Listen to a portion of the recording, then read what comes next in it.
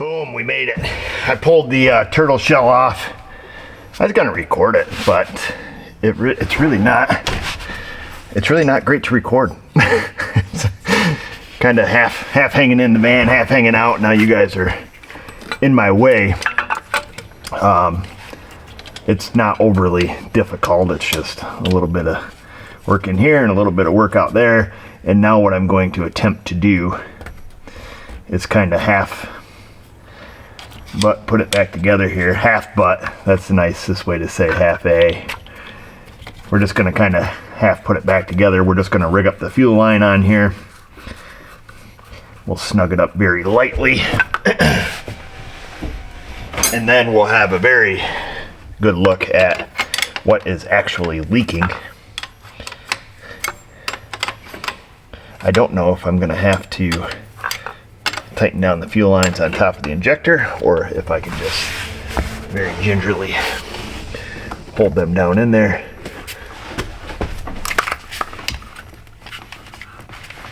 Without spraying gas all over. That's what I'm hoping. Okay, everybody with me? You guys with me? Let me get the key up in this business.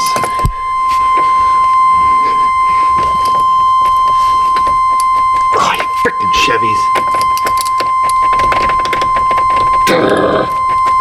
I swear I want to punch these cars right in the face.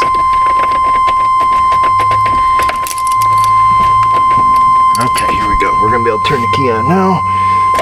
3, 2, 1.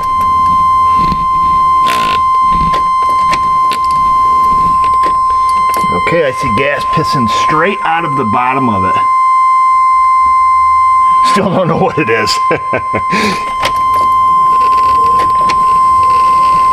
Alright, I don't want to flood this engine out. Yeah, I was kind of hoping for something a little more epic. Maybe it's just where the injectors go up in there. Not the fuel pressure regulator. Not any of these tubes out here. I'm going to take and carry on at this point, and we'll get it out, and perhaps we can just hit it with a blow nozzle and see where in the world this thing is actually leaking from. Now, I do have a whole new injector assembly that I'm going to install. Now, this already has the updated one. You remember, I don't know, where's our love letter here from the customer? Blah, blah, blah. I don't know. I don't feel like reading right now. And I don't have my glasses. But somehow, at some point in this thing's life, this had a new, obviously it's new. It's got that updated, these updated straws on it, updated injectors here.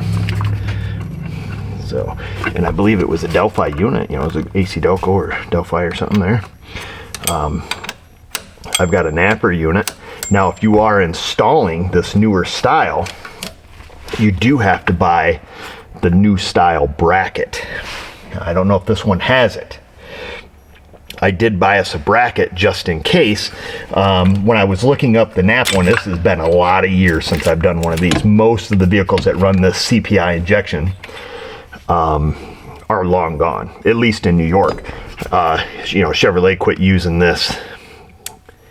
When did they quit using this? When the 5.3 came around, so 1999, and the 3/4 tons, I think, was the last year for this with the old 5.7s.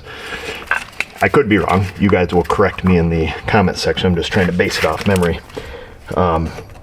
So yeah, she's been a while since I used one of these things.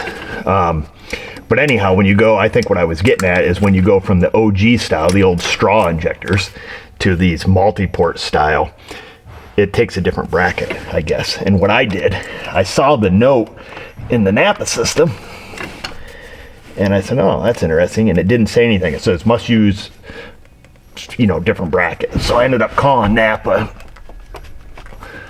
Interesting. Well, that one doesn't want to come out. And I had to call the Napa tech support. And the guy was actually helpful, which was odd. Rarely do you call a tech support and people know what the world's going on. They usually don't know any more than what's on the screen that you're already looking at. Okay, so none of them want to cooperate. Let me get some needle nose.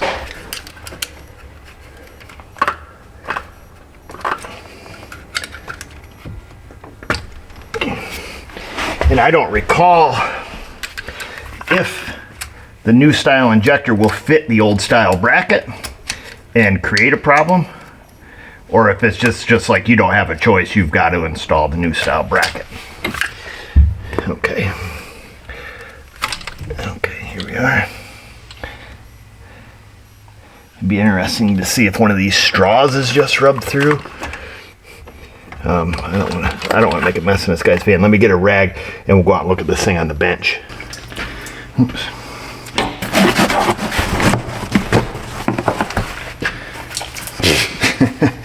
Idiot. Oh, yep. So that's what it did. It rubbed through this injector, it looks like. Maybe. Yeah, no, I might. That's the only one that has a heavy rub mark on it, is this one here.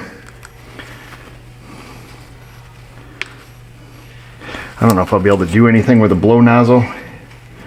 Yeah, we could probably plug off that return line with our finger and just put a little pressure on it. I would think it would be obvious. Stand by. Let's see. If we don't plug it off, what do we have? Oh, yep. Oh, nope, not a hole in the injector. It appears to be leaking around the actual injectors.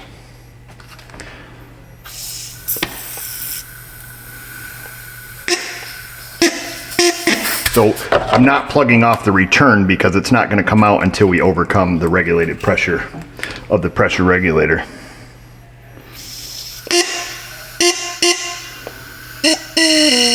But yeah, it's blowing bubbles around this one and this one. Interesting.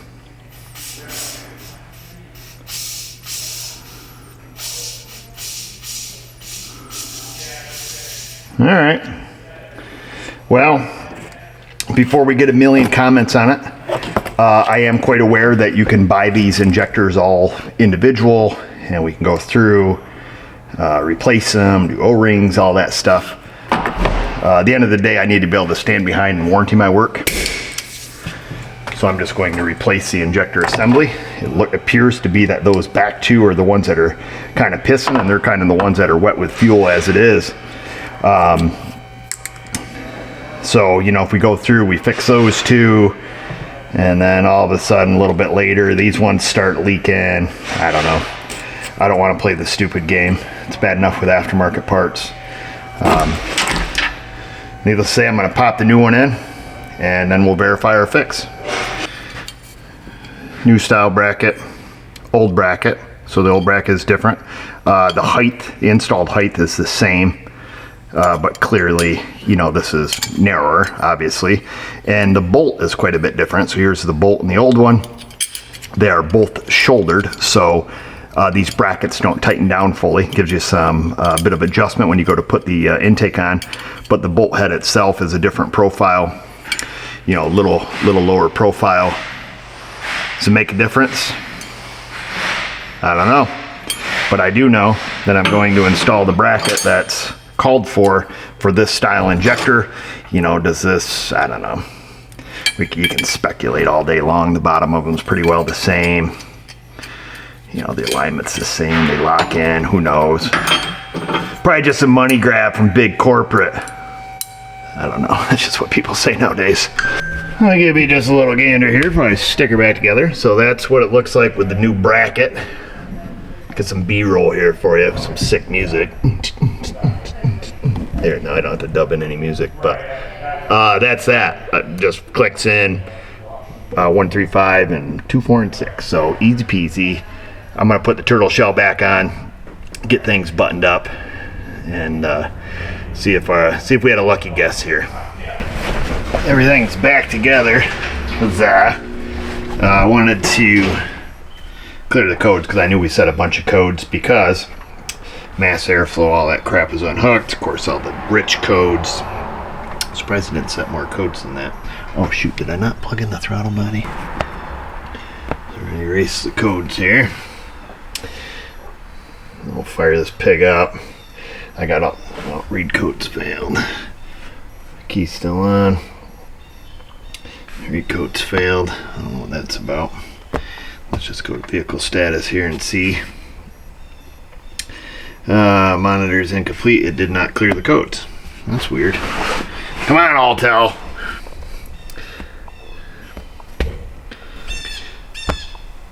I don't know what's going on. I jumped into the OEM side of things. I made it read it the first time. I was just using generic data because I usually like to do that. Oh, no codes detected.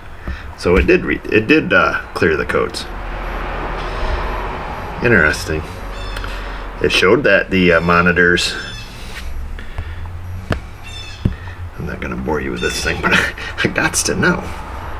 Yeah, interesting. It still shows that the well, I guess it is a 1996. I'm not super familiar. Yeah, monitor's okay.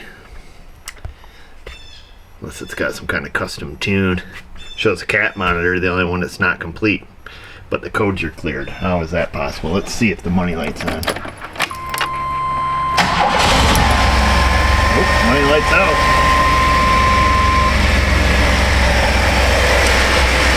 Weird, man. Well, let's go into some live data, see what our fuel trims and such look like. Smooth as a kid.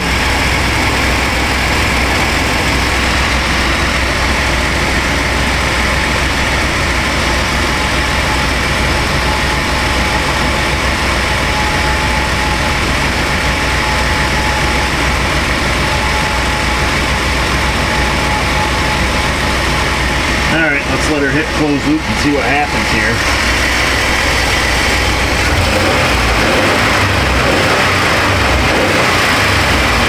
Yeah, baby. Alright, we're in closed loop. She's probably going to be a little on the fat side for a minute. Get the old gas cleaned out of her. Not too bad, I was expecting a lot worse.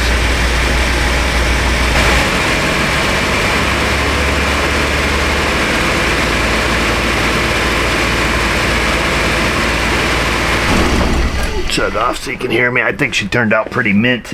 No more skipping and bucking and carrying on. Yeah, just kind of pissing out of the bottom of those injectors, or so it seemed. Codes are cleared. Customer complaints fixed. He does want me to put in this crank sensor because he had a van prior to this, according to his letter, that one of these went bad, and it took the GM dealer multiple times and a couple tow jobs, T-O-W, to figure it out. So he just wants to put one in it as a precaution. And it's right, genuine General Motors Chevrolet apple pie baseball, and you know that because it says right on it, China. So we'll put this Chinese sensor in there for him, and we'll do the crank relearn. Anytime you do a crank sensor on these old Chevys, you got to do a crankshaft relearn, even if you're doing just the sensor. Or at least it's a good practice too. These go right up in the timing cover. So easy peasy. That's it. I'm gonna keep on keeping on. Why don't you guys keep on and keeping on in that comment section? Insta, Facebook. You know where we're at, folks. And just remember, viewers, if I can do it, you can do it. Thanks for watching.